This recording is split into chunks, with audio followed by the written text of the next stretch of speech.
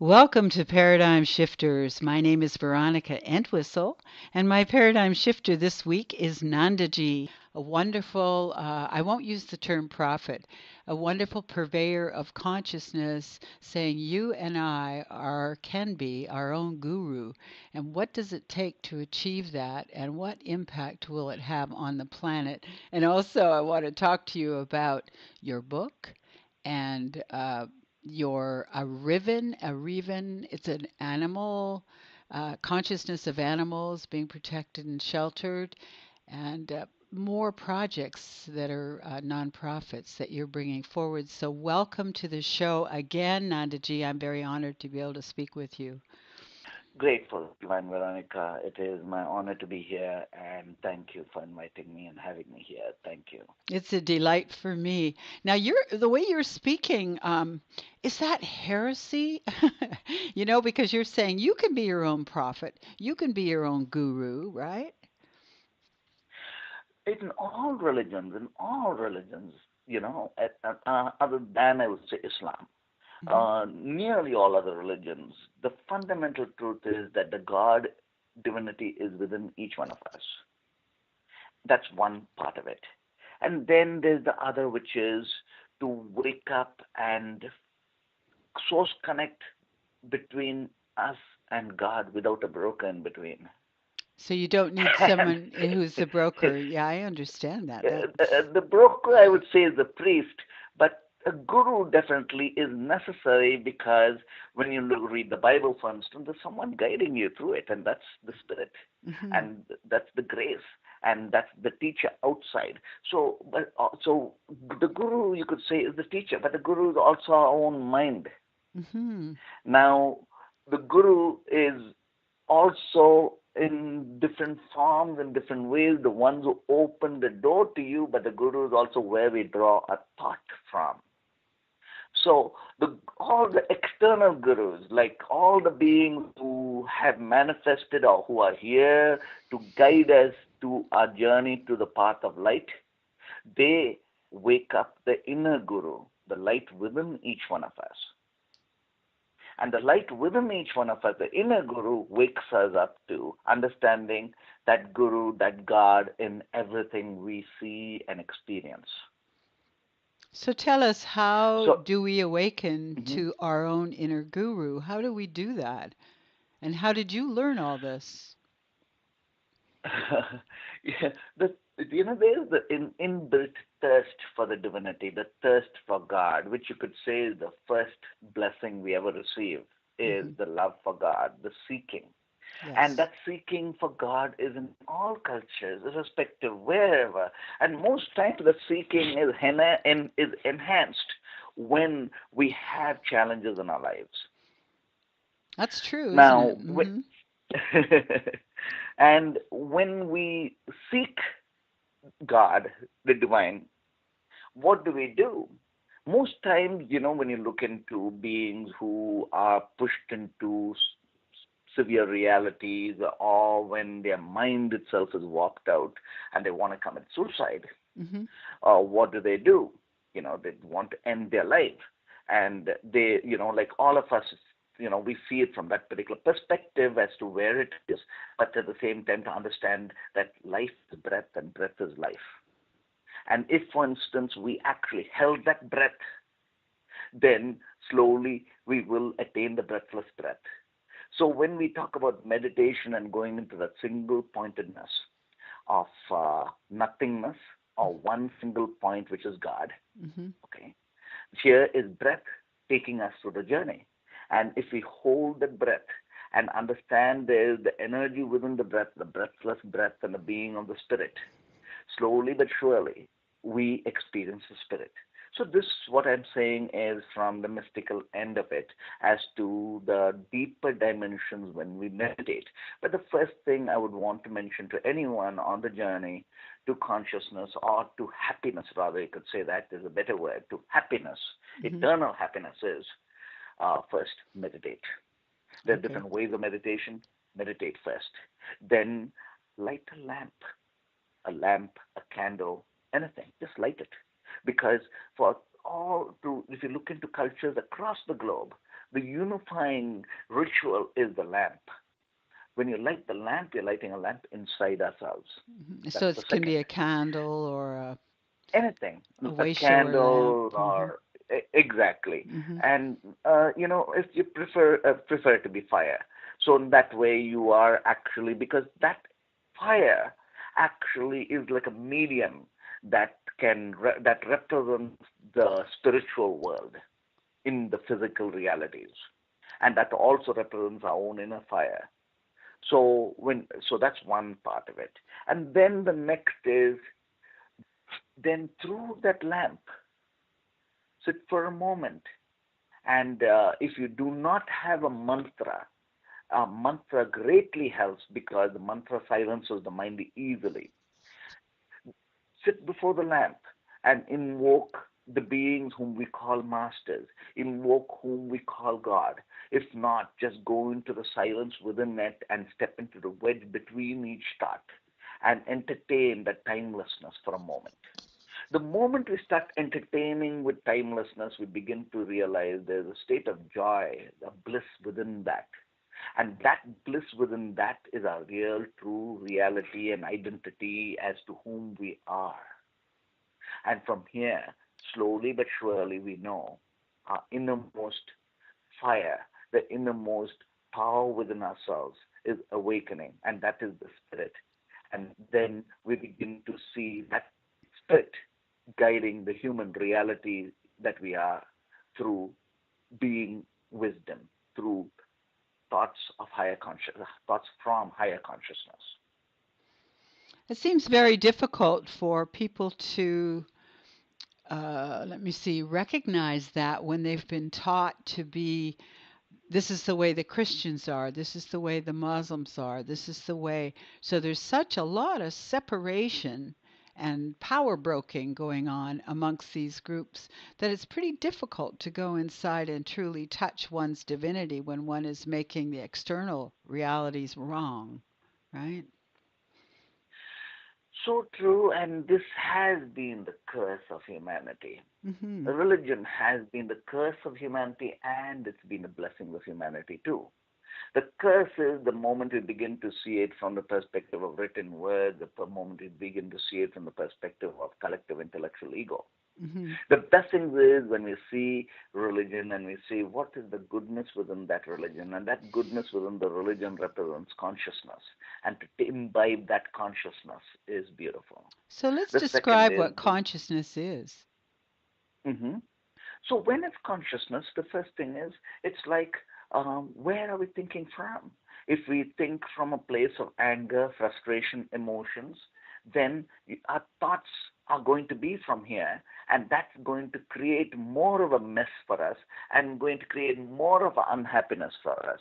But if we start rising up in layers and layers of consciousness, and you come up to the layers of consciousness that was the realm states of being like Christ and being like Buddha and being and anyone who's realized. Now, once we attain this state of consciousness, our thought is, first, we would never harm another That's true. and harm another human being. We would Because we never would cause harm recognize to that they another. have divinity within as well, right? Exactly, and we also recognize the oneness of it all. We realize the same life that is going through us is the same life in a cat or a dog or a goat or a sheep.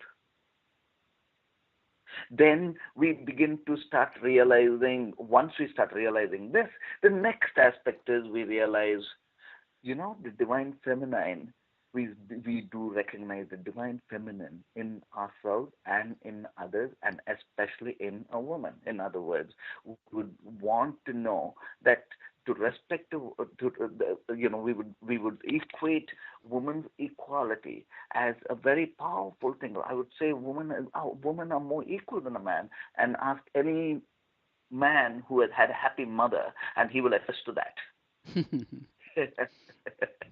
And then comes the third dimension, which is like respecting elders. This is such a powerful thing to do. Well, we don't do In that in India, this culture. You know that, eh? uh Hmm. in India, especially in northern India, it's normal for the kids, the moment they wake up, they go and follow the feet of the elders. Hmm. And normally in their family, it's like still a joint family. So they'll run to their grandparents and follow the grandparents' feet. And any major decision is still taken by the grandparents. Any advice is still given by the eldest in the family. It means not only that their mind is still sharp, but also the family has so much of stability in love, and it is like an incubation. Like they say, the bed you sleep on needs to be peace. So you arise in peace.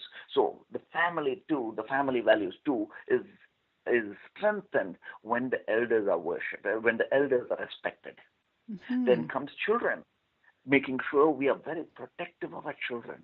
They are the next generation of consciousness coming together. And then comes ethical commerce. Then Mother Earth, we understand Mother Earth as one. We understand that when we nourish Mother Earth, she is going to give. But when we do not, through our greed, there are repercussions. Hmm. There really And are then right is now too. Hmm. exactly. Hmm. And then is spiritual freedom. Who cares who I should worship or who I should not worship, and how I should worship and how I should not worship? Every individual has their own religion, and or maybe not. So these are this is consciousness. When you say consciousness, when we are able to live and let live, when we are able to allow and celebrate all parts of consciousness, peace is a natural embodiment of such societies. Hmm. But you're Where saying it consciousness starts is from not. within ourselves first, and as that Mhm. rises, we can be more peaceful with others. Is that right? Absolutely. So when we wake up, we not only have increased our vibratory field of energies to make ourselves happy and to create potent, beautiful, magnificent realities of harmony, but also humanity arises thanks to our vibratory field flowing. I think that it's okay. So what I want to say, probably what listeners are thinking about as well, is we've got a lot of convergences going on the planet, including collectively the need for us to have more respect and be less divisive with different ways of expressing our what religions, our spiritual commitment, and also we've been trashing Mother Earth. We've been giving her an awful lot of pain because of the money issue. We have politics that's poison. I'm going, what? How can we? I guess my simple question is, how can we drop into unity with an unfolding consciousness within ourselves, enough of us for us to feel that collective oneness, which we believe so much in? How can we move in this time of turmoil quickly enough? It's an important question. And when we see what's happening today, especially in the political arena of America, it's heartbreaking that so many years of progress is now broken down thanks to greed and thanks to the unconsciousness and the ignorance of a few. Hmm. And this also on a global scale is there. And in a global scale, it's even more scary because when you have a despotic leader, we know that war is not far away, and the next war is very dangerous. The Right. Third World War Oh boy. is Hmm. totally destructive. So consciousness has to rise, and the we has to come together faster and must come together, empowering ourselves to be able to not only rise for ourselves, but also hold the fort for humanity. And Hmm. so is, first, there's the principle of hono. I'm sure you'll be able to explain to your readers what Ho'oponopono is, because we can utilize the Ho'oponopono technique Hmm. in a powerful manner to collectively resolve the madness of our leadership, and resolve the madness of global leaders, and Hmm. resolve the madness of ignorance, and throw light into consciousness. That means Would you not like being to afraid explain? to send love out, no matter how Hmm. Yeah, instead of going into divisiveness and defense, we have to send out, I'm sorry, please forgive me, I thank you, and I love you, right? Absolutely. Hmm. Like basically, let's mention to your readers, your listeners, what we mean by Honopono.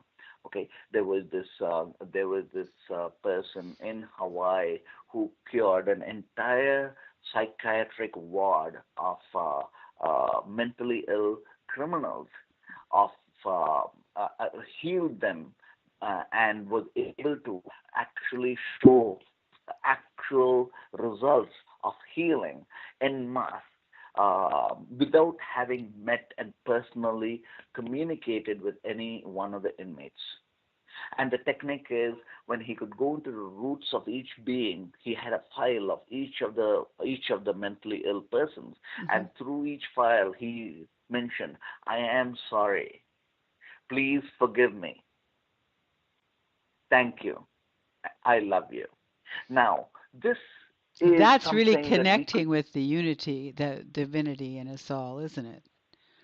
absolutely, and this, when we do it en masse, saying, "I am sorry to humanity. I am sorry to planet Earth. I am sorry to the leaders who are meant to have been light, who are mentally ill."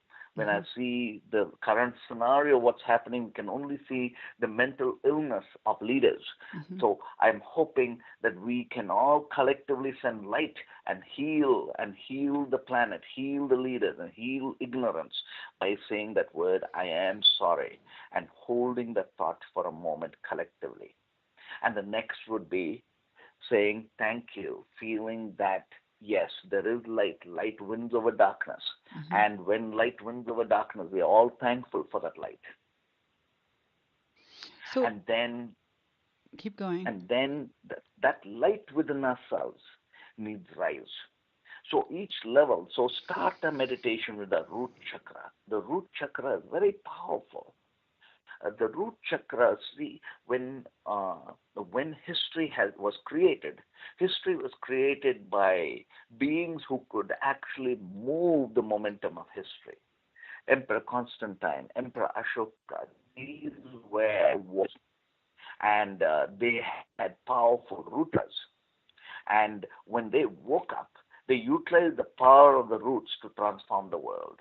So, in our journey to consciousness, understand that the root chakra holds a lot of energies. And we could simply light a lamp and feel the chakra, root chakra. And chakra by chakra, we could say the sound ah. You could say the sound ah from the roots three times. When you say the sound ah, imagine the light lighting up within ourselves. This is a very Ah, simple way, very ah. simply. Yeah, we could say it together actually right now. So in that way, this becomes an experience through each one of us. So like, imagine ourselves having lit the lamp, and our fingers, if you put it in chin mudra, chin mudra is the big thumb and the index finger, the big thumb and the finger next to the big thumb, Okay. touching each other. That's the chin mudra. Why we do it is because the moment we've done this, the energy field lifts from the root chakra, and the root and the third eye connect. The moment we do this. Oh, that's what that's Hmm. for. Hmm. Hmm. And then, okay, so straighten the lower back, because understand that the spine is the extension of our mind. The spine is the extension of our brain. And when we straighten our spine and allow the energies to climb upwards, we are in the moment we have set alight the innermost fire that is ascending above. Okay, so we're going to say, let's say "ah" together once.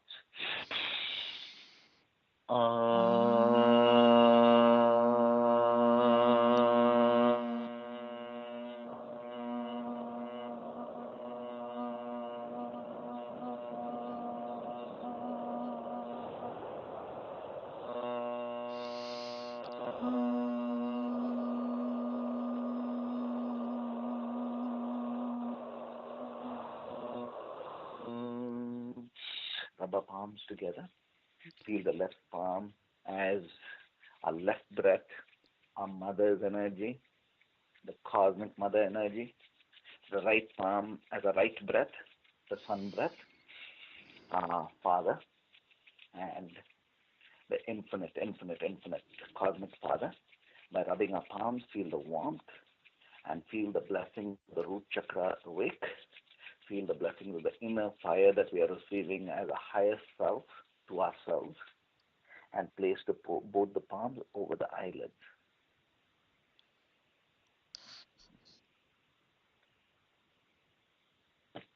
So this, having lit the root chakra, then the next chakra you would want to wake up is the mastery of reality. And the mastery of reality is above the navel. The moment we bring our consciousness above the navel, we understand that from here we are not going to be bothered by the limits of the mind, which means like sleep, drowsiness, tiredness, or the body, which means like the body in its own way, the ability to sit, to take our consciousness above the body, the spot above the navel. And then when the moment you say the same sound above the navel, the third eye opens. Now, this practice, if you say, lighting the lamp from the root chakra, lifting it up above the navel and saying the and then climbing up to the third eye itself, is empowerment. Why? Because first, it is connecting to the innermost guru within ourselves. And that guru conscious is source connected. The mind, finite human, connecting to the infinite cosmic universe. So that's the The part of light us of that the is not universe. a part of all this file folders of reaction that so many of us have been plagued by, even called karma. Absolutely, absolutely. And we want to step beyond the play of karma. Karma is going to be there. Take Helen Keller as an example. She had all the limits, which is karma. But what she made out of that is whom she was, which is dharma. So what we are doing really is, the moment we understand that we are the spirit having the human experience, we are able to negate anything that is blocking us, whatever it might be. And we are able to twist and tweak and turn all the limitations into opportunities. By doing this, by just this connecting to our own higher inner self, by going into the sound now from above the navel, let's say and connect it to the third eye. Put up, put a three, bring a right hand and the four fingers and place them just above the navel. Okay. Because when we say automatically by default, our third eye opens. But let the originate from above the navel. This is also called the Guru Chakra. This is the ancient Siddha wisdom that is not there in all the notebooks and books and teachings of the mainstream Hinduism, because this is the ancient yogic philosophy that went over all the way to the Far East, which is China and Japan. So China and Japan, in these countries where they practice ninjutsu, where they practice the deeper end of spirituality, the spot above the navel is considered to be the seat of power. This is also the seat of. This is actually the seat of. This is the seat of awakening, to be able to sit and meditate. Because when we meditate, what bothers us oftentimes is our own mind and definitely our body. And so when we come up above the navel, we master these two to be able to step into greater stillness. So let's say and connect it to the third eye.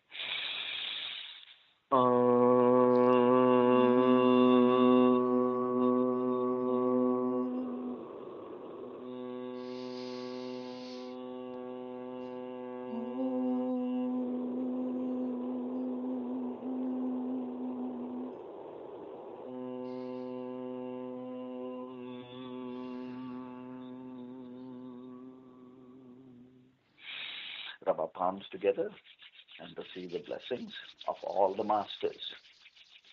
Above the navel is where all the masters, all the beings of light converge. So we rise to the third eye. When we come to the third eye, what's spectacularly beautiful about the third eye is that it's a natural seat.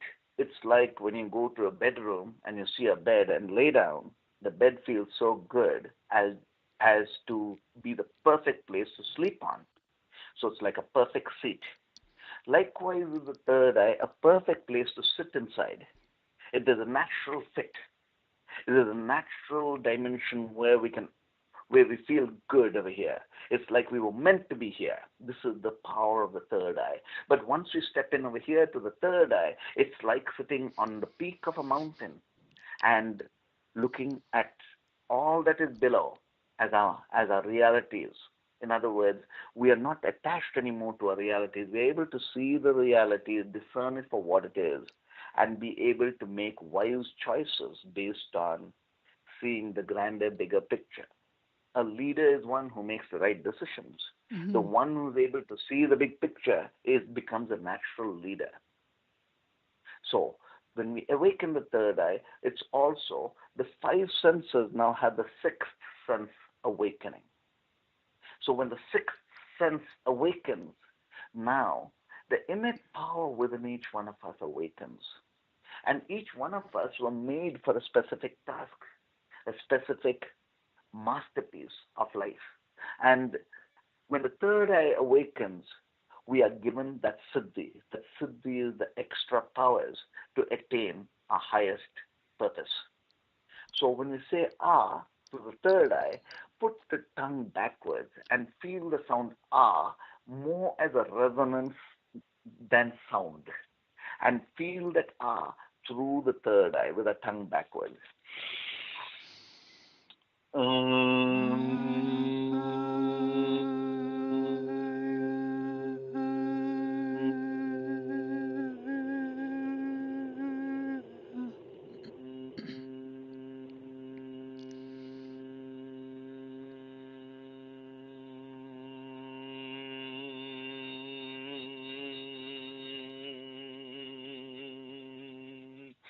Rub our palms together and receive the blessings of the vibratory states that we are. Something so simple as this that we did could be done in less than 5 minutes. Hmm. In a moment, we can lift ourselves up to the higher vibratory states. And when the third eye awakens into the vibratory states, we are one as spirit, the we. And when we are one as spirit as the we know that our decision making or our thoughts are coming from the right place. And so is the reality that we are creating henceforth. And in this is a collectiveness of consciousness. When one being is awake, almost instantly the whole of humanity is the vibratory states has climbed up a notch more. So How do we it's decide we're imperative. awake, Nandhiji? Uh, okay. The mind is something that basically is what we wake up with and what we sleep with. Mhm. And we experience all the emotions, we experience all that we perceive through the states of the mind. Now, for a yogi, and every one of us, who wake up or who are on the journey towards light is a yogi. So when we know that we want to connect to the light within ourselves and climb up beyond the mind, climb up beyond the constancy of the flow of the mind and the information. So that constancy of this is through breath. And when we know that we have connected our breath to our highest source, God, infinity, call that entity in whichever name we want. But when we know we are here and we are in the bliss state, no matter what, No matter what the mind, how the mind is working through, no matter what the realities are, we are still able to be in that bliss state of light within ourselves. We know we are awake.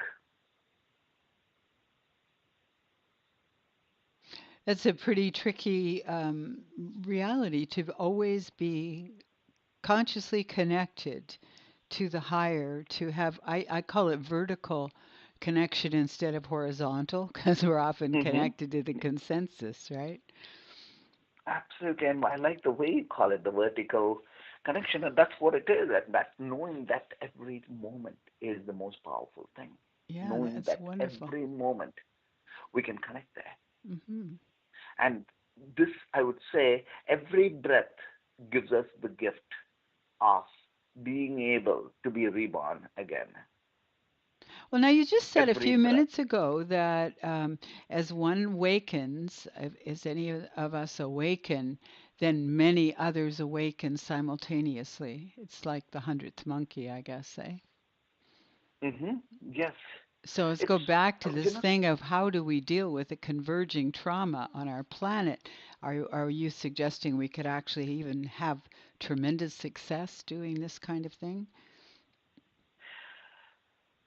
when, like we are all vibratory states, we are all beings of vibrations, Hmm. and it's energy field. So Right. when one of us wake up, definitely that energy is going to move through with all of humanity. Hmm. And at the same time, we also know that in the current moment, there's a lot of polarities, and these polarities can only wake us up more or bring the need for waking up more. Hmm. So the first is the urge to wake up itself. The second is to enhance this awakened state.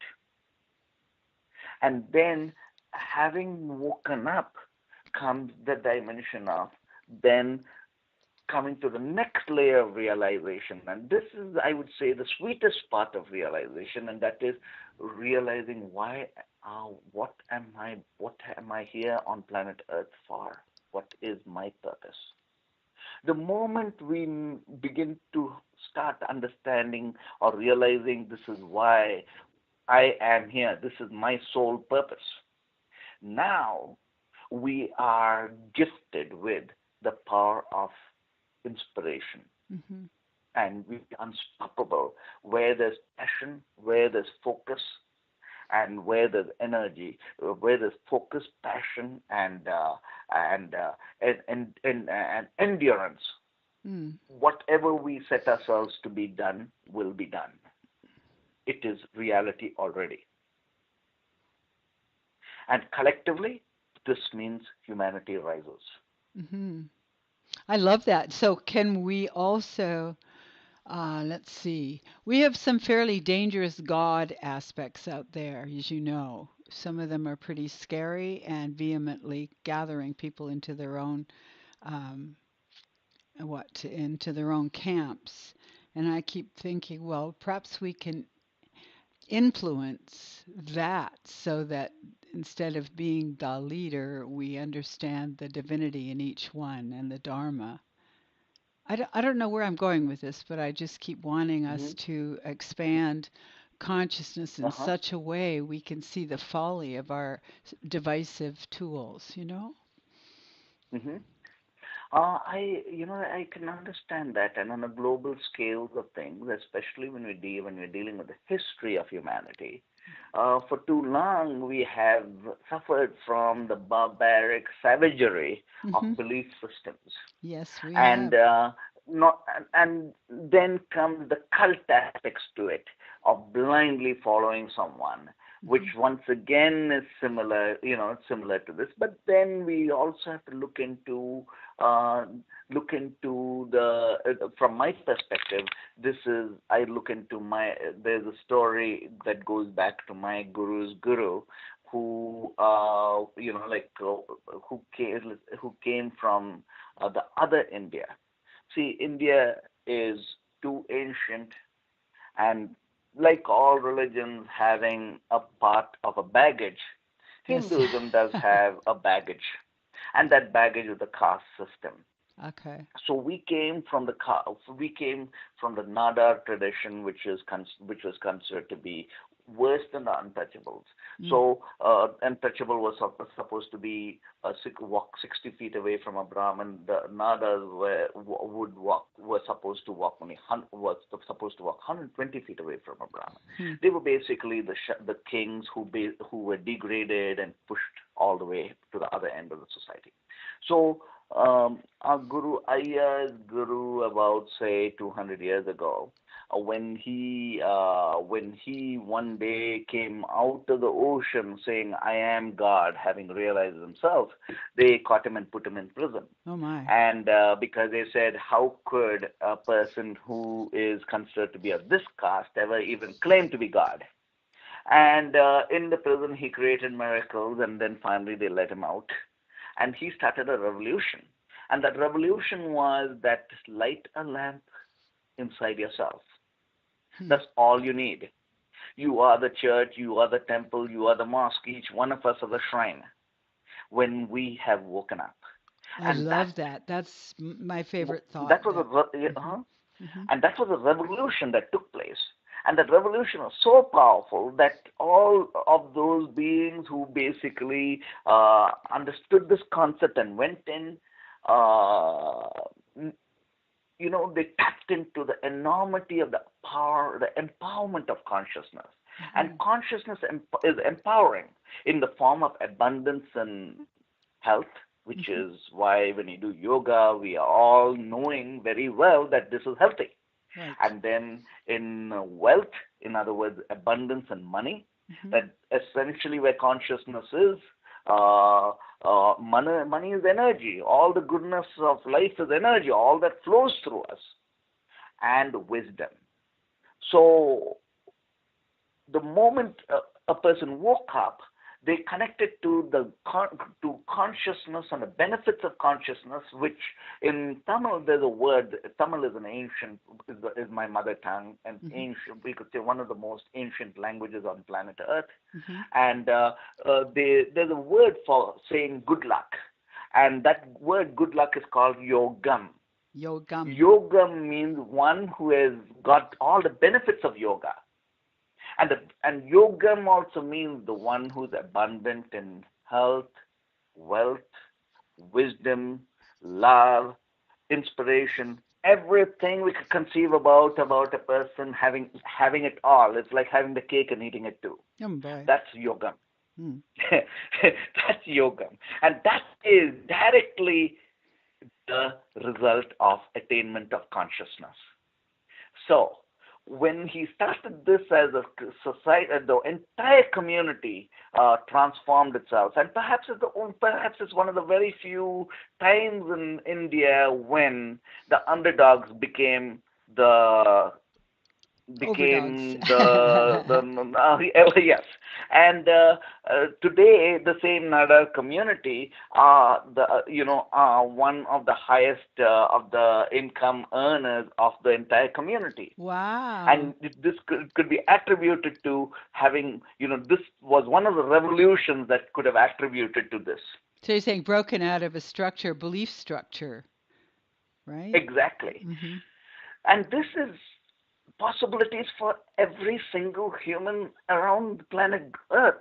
Take a candle, light a candle, take your inner journey and wake up the higher self, celebrate the higher self, and know that our highest thought, our most perfect thoughts come from the core of harmony within each within each one of us. Hmm. It is very much not just a birthright, but it is the instilled by default, angelic presence that each one of us are born with. Hmm. Well, do you think we're born with original sin? That original sin, I would say, is the mind itself. Okay. And that when you say the mind itself, we react based on what our mind has experienced in the past. Hmm. And that reaction creates more and more of the similar pattern in our lives. That's karma. That's the original sin. I keep thinking that in these days, with the kind of consciousness that you're sharing with us, that we can literally step out of that ferment, that bubble of karma, bubbling, fermenting stew of karma, which we've been living over and over and over again. Can we not? Can we actually rise above it? I guess Collectively, I mean, as I, well as I would individually. I would say that we need to do it. It's Me not too. just important, but it's an absolute must because if we react, we are going to have the more of the same. Where we put our attention to is exactly what we're attracting to ourselves. Hmm. So the moment we have been able to take ourselves up and beyond that circumstance itself and be able to step into the calm and then look and then allow the grace of that infinity to flow through us as being able to think outside the box. So the grace Now comes we are through us and we allow it when we're connecting to our own divinity. Is that one way of saying what you're saying? so true, so Hmm. true, so true. We're going to run And out of this time, is and I want you to talk about animals too, because you have a real, we're talking flows of consciousness. But I've noticed that as vibrations rise and so on, our relationship with animals is much more communicative and much more respectful of their wisdom and so on. Would you like to talk a bit about that? oh yes, yes. Thank you, thank you. Because this was my childhood dream actually. When I was a little boy, I used to see these animals taken to a slaughterhouse.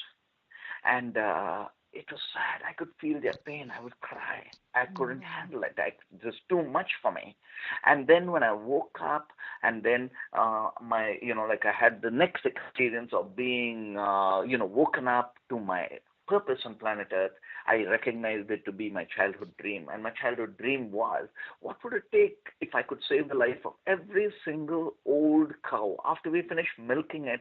Instead of it going to a slaughterhouse, we take it to our farm, take care of it, and use the cow dung to create biodynamic organic land Oh, and grow the wonderful, most wonderful. intelligent Hmm. non-GMO food. And a portion of that produce of the farm, vegan food, is shared with the hungry.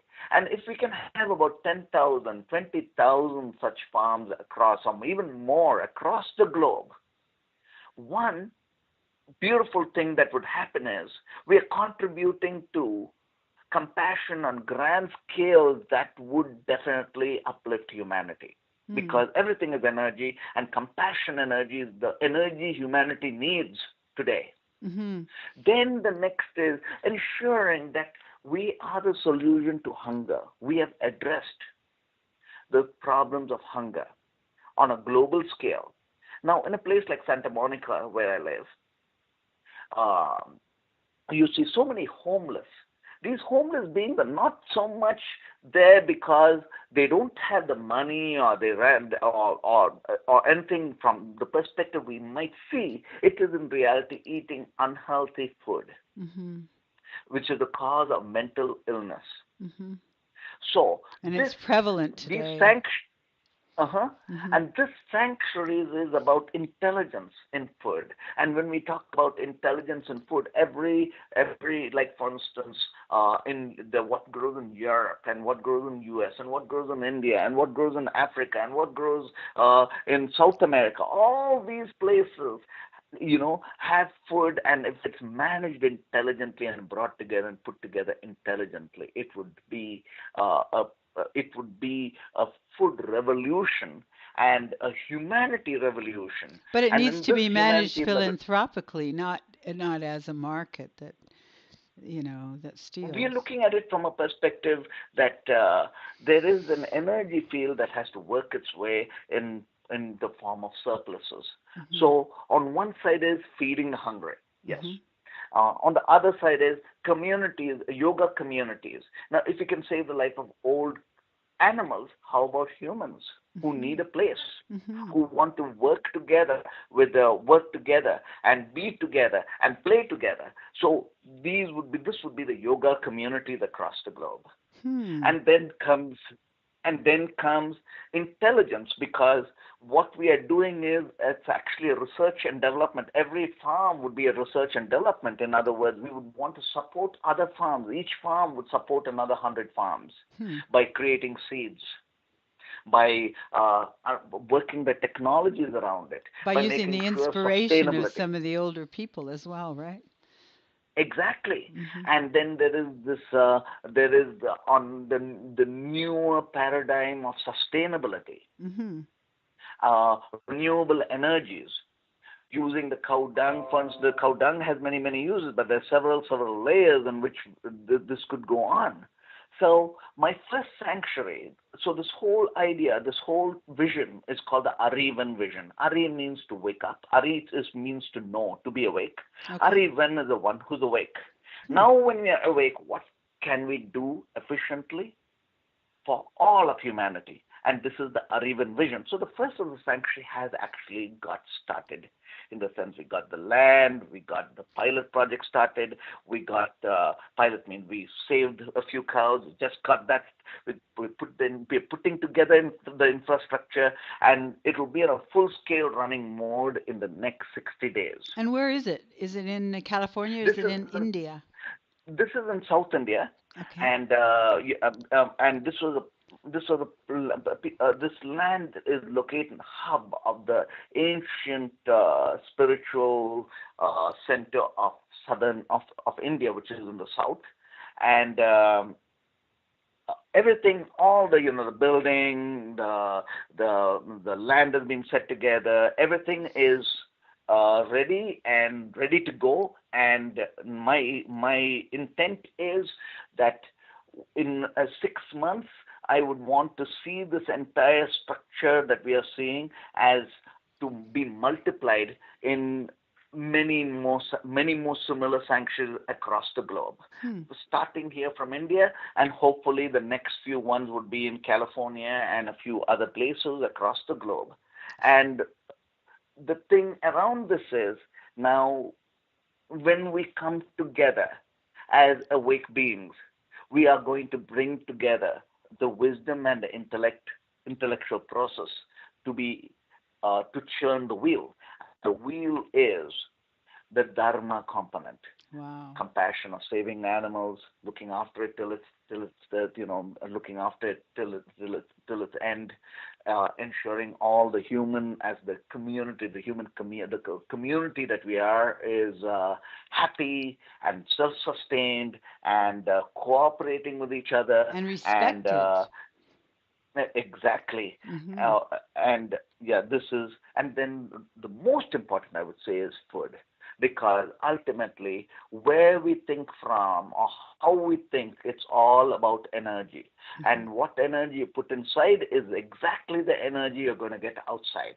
So if we eat, for instance, meat that that from an animal, and animals know that it's going to get killed, Mm-hmm.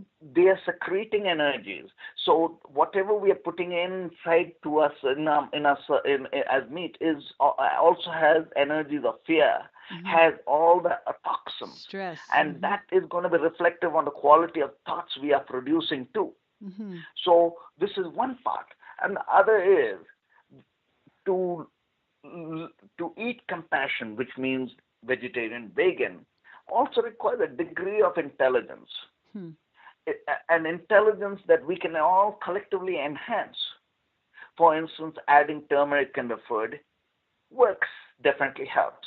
But what's going to break down the vitamin C? What's going to break down the B12? You need vitamin C. Mm-hmm. And how do you bring the vitamin C into your food naturally? Use tamarind. Mm-hmm. Likewise, there are a whole series and dimensions. And so when we Well, that's come why bring you use the ourselves term together, biodynamic because it's very cyclical, isn't it? Everything works together, like but permaculture, like that, right? biodynamic is uh, literally like giving life to the land, Mm-hmm. Mother Earth, where earthworms and the land itself had begun to become alive again. Mm-hmm. So for thousands of years, India was a superpower globally. thanks to the biodynamic agriculture it was practicing, thanks to the cows and the oxen it had. And you And could say the spices. droppings of the cow is invaluable to creating biodynamic organic land. Well, that's true. And uh-huh, and when we and the land itself becomes so happy. It so, for instance, there's a saint who lives in Santa Monica. His name is Baba, Hmm. and he grows zucchini, and he loves the land, and the land loves him. So when he grows a zucchini the size of, say, 2.5 feet, 3 feet long, a zucchini which is 3 feet long, imagine how That's big that pretty zucchini rare. would Hmm. be, right? But Hmm. it happens to him all the time, every time. Hmm. That's because he put in so much love into that land, into the soil. Now that's Oh. biodynamic. This is biodynamic agriculture. And as you The know, land Nandhiji, itself. we're out of time. You have to give people a Mhm. connection point so they can get more information from you. Okay, Divine One, thank you for telling me. Okay, to connect to me for my teachings, for my book, Mastery of Consciousness, for the music, Turiya Nada, for the deeper inner journey, Siva Siva, it is nandhi.com, Nandhi.com, or to shop. It's simple, sensitiveplanet.com. Anything you purchase in Sensitive Planet directly supports our charity nonprofit vision, which is the Arivan vision. It's Wow. Arivan, Ariven .org. Arivan.org. And I want to remind everybody you catch the wave. Nandhiji is sending a wave of consciousness out round the world, and we're all going to catch it, right? Absolutely, and we bless each other. We all are sharing breath at the same time. And thank This you. is the most beautiful thing to be doing, that we are all sharing our breath wherever we are, from at the same time as one who are alive and as the one who are the spirit vibrating as the consciousness of all the masters present in Wonderful. each of us. Wonderful. Well, I've really enjoyed this. This is our second discussion, and I hope we will have another one. Absolutely, Divine One, Divine Veronica. I really appreciate your beautiful light presence, your guidance, and your space, and your blessings to allow the light of each to shine. Thank you Thank so you. much. Thank you, Nandiji. Many Gratitude. blessings, and thank you, everyone, for listening.